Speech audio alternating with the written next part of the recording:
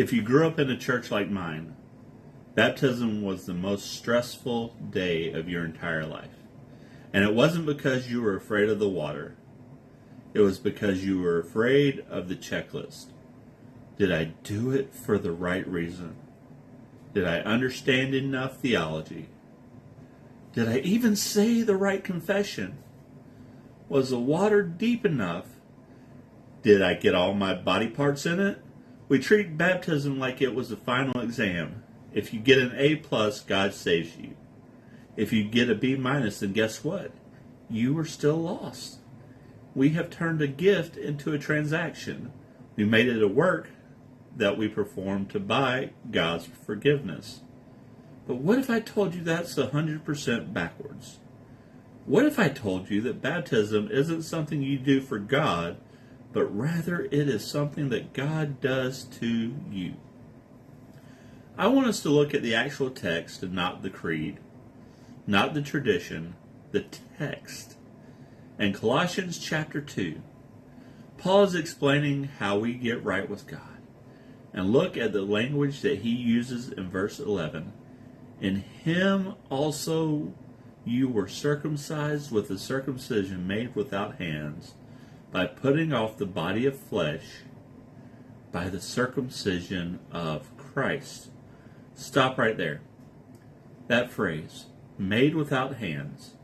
In the ancient world, physical circumcision was a surgery performed by human hands. It was a mark made by man. But Paul says the work that happens in baptism is acheiropoietos, made without hands. If it was made without hands, that means your hands can't do it. That means you cannot perform this. That means you cannot earn this.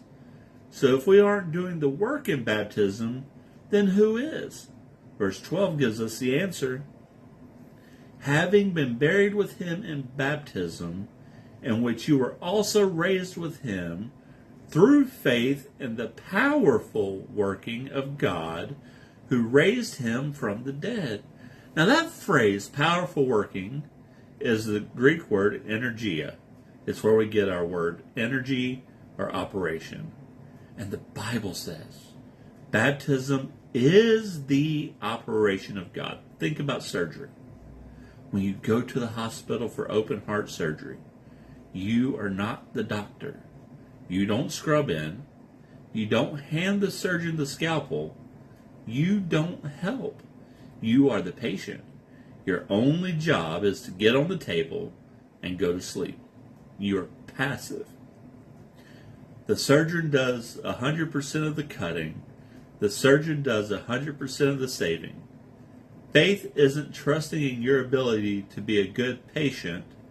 Faith is trusting in the doctor's ability to perform the surgery. And this changes everything. If baptism is a work that I offer to God, then I can never be sure I'm saved, because my works are never, ever perfect. But if baptism is a surgery that God performs on me, then I can be completely confident. Why? Because God has never lost a patient. We have to unlearn the idea that we save ourselves by getting wet. The water doesn't save you. Your obedience doesn't save you. The operation of God saves you. You are just the one submitting to the night that cuts away the guilt. So, if you're watching this and you're scared, if you're wondering if you did it right, stop looking at your own performance. Look at the empty tomb. That's where the power comes from.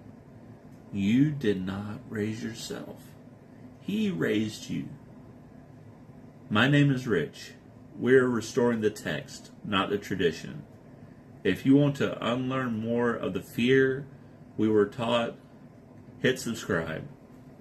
Next time, we're going to talk about why being dead in sin means you need a resurrection, not just a teacher. I'll see you then. Blessings.